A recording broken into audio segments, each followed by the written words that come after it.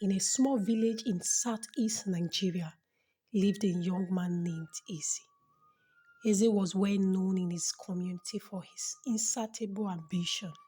Although he was a farmer, he dreamt of wealth and success beyond his humble beginnings. He wanted to experience the wealth he had seen in the cities and heard about from those who had traveled abroad. Eze had one son, Chike, who was the apple of his eyes. Eze's biggest dream was for Chike to go overseas, find success, and bring prosperity back to their family.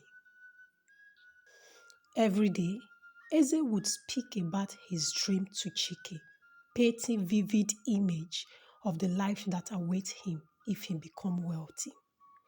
Chike was a dutiful son and he admired his father's hope for him. Though his heart was rooted in his village and he was hesitant to leave his friends, family, and fiancé Adobe, he respected his father's wishes. Chike soon came to believe that this journey might be his destiny, a way to honor his family and provide them with a better life. For years, Eze worked tirelessly, saving every little naira he could spare to help Chike's chances of going abroad. But it wasn't easy.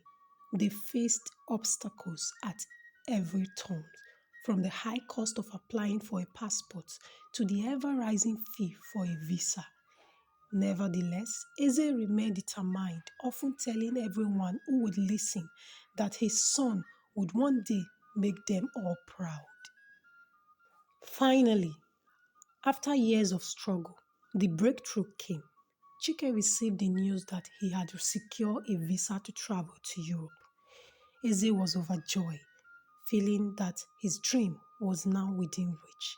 He invited friends, family, and neighbors to celebrate Chike's accomplishment, holding a modest feast to honor the occasion.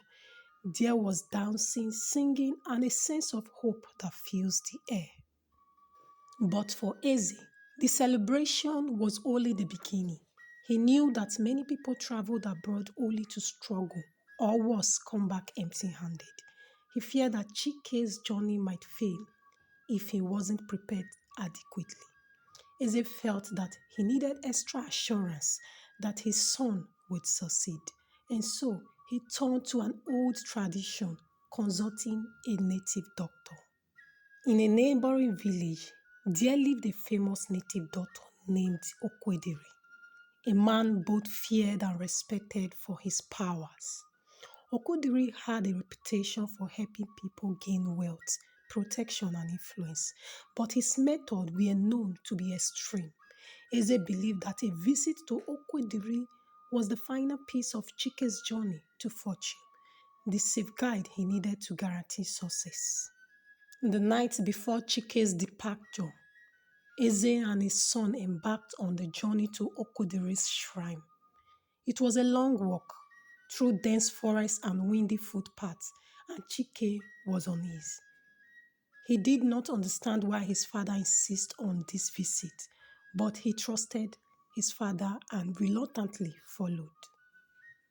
Eze told him that wealth and success were gifts from the gods, and that Ogudiri would ensure the gods blessed him abundantly. They arrived at the shrine under the cover of darkness. Okudiri's hut was dimly lit, casting eerie shadows over various items scattered around the room. Skull, pots, feathers, and other objects Chike did not recognize. Okudiri was seated cross-legged, his face expressionless as he observed them in silence. After a few moments, Okudiri spoke, his voice deep and foreboding. "Why have you come to disturb the spirit of wealth and fortune?" he asked. Eze, feeling both excited and fear, explained their purpose, telling Okwediri about his dream for his son and the recent visa approval. He begged Okwediri to fortify Chike to bless him with the power to attract wealth wherever he went. Okudiri listened attentively, his eyes never leaving Chike. Finally, he nodded, saying, "There is a way to ensure that your son will attain wealth and success abroad. But the price is high. The spirit demands something extraordinary." Eze and Chike exchanged uneasy glance, but Eze pressed forward, asking what the price would be. Okudiri looked at them gravely and said, "The spirit have revealed to me that your son must be buried alive for 24 hours. During this time, he will be reborn, and the spirit will grant him the gift of untold wealth. When he emerges from the earth, he will be a magnet for fortune." The word hung in the air like a dark cloud. Chike's heart pounded as he heard Okudiri's proposition. Buried alive? The very thought terrified him. But Eze, blinded by his ambition, was already considering the application. He saw this as the ultimate test of faith and courage, a small price to pay for lifelong prosperity. Chike looked at his father, pleading silently, but Eze placed a reassuring hand on his shoulder. "My son, this is the way the Spirit have spoken. It will be difficult, but remember, it is only 24 hours. After that, your life will change forever." Chike felt trapped, torn between his father's expectation and his own fear. After a moment, he nodded, submitting to his father's will and Okudiri's ritual. The following day, preparations were made for the ritual. A deep pit was dug in the forest, away from prying eyes. At sunset, Chike was led to the pit, his body smashed with herbs and oil as Okudiri chanted a cantation. His father stood by, watching with a mixture of anticipation and anxiety. Okudiri instructed Chike to lie down in the pit, and Chike, his heart pounding in his chest, did as he was told. As the earth was shoveled over him, he fought the urge to scream, trying to hold on to the belief that he would survive this ordeal and emerge transformed. His father whispered words of encouragement, promising him that this was the path to greatness. As the last shovelful of earth covered him, darkness engulfed Chike completely. He lay there, his breath shallowed and strained, trying to hold on to hope. Every second felt like an eternity, the weight of the earth pressing down on him, suffocating and overwhelming. He could hear his own heartbeat, feeling the crushing silence, and yet he clung to the Father's promise. The night passed, and with it, the first 12 hours. But as dawn broke, Chike's strength began to falter. He struggled to breathe, the oxygen running out as he lay buried alive. His body weakened, and soon he could no longer fight. His spirit drifted, slipping away as his life embedded in the darkness of the earth. Meanwhile, Eze waited anxiously by the pit, counting down the hours. He prayed, whispered to the spirit, and envisioned the life that awaits them once Chike emerged. But as the 24 hours neared the end, a sense of dread settled over him. Something felt wrong, but he dismissed it, assuring himself that Okudiri knew what he was doing. Finally, as the 24 hours arrived, Okudiri instructed Eze and his assistant to dig Chike out. Eze's hand shook with excitement and relief, certain that his son will emerge triumphant.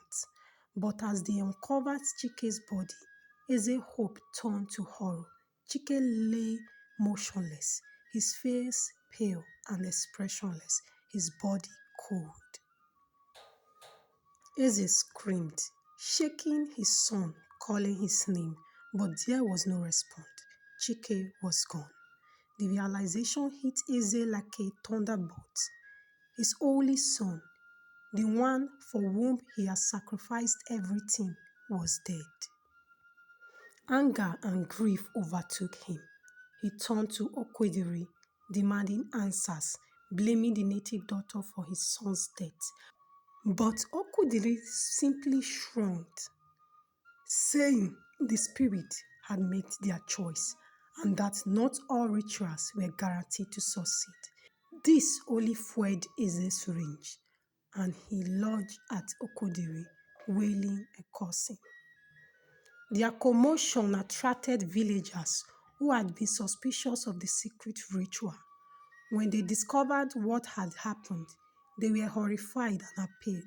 Some of the elders quickly called the authority, and soon both Eze and Okwediri were arrested. The entire village was shaken by the tragedy. Word spread quickly, and people came from neighboring villages to see the man who had sacrificed his son for wealth. They condemned Eze for his greed and recklessness, blaming him for putting Chike in harm's way. Adobe, Chike's fiancée, was devastated, her future shattered along with Chike's life. In the days that followed, Eze was inconsolable. He sat in his cell, haunted by memories of Chike and overwhelmed with guilt. The wealth he had dreamed of now seemed hallowed, a cruel irony that he could never undo. He realized too late that he had been blinded by ambition, that he had chosen material dreams over his son's life. In the end, Eze and Okwudiri were tried and found guilty.